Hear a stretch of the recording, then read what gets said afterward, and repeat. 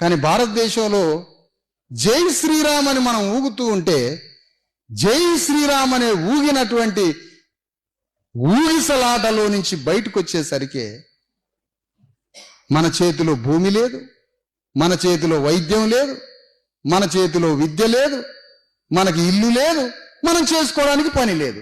ఈ 5 లేకపోయినా సరే జై శ్రీరామ్ అనాల్సిందే. కానీ మనం ఏమంటున్నామంటే జై శ్రీరామ్ అని 100% అందాం, కానీ ఈ 5 కూడా సాధించుకోవాలి.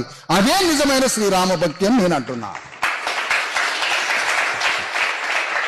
ఈ 5 సాధించుకోవడమే నిజమైన రామభక్తి.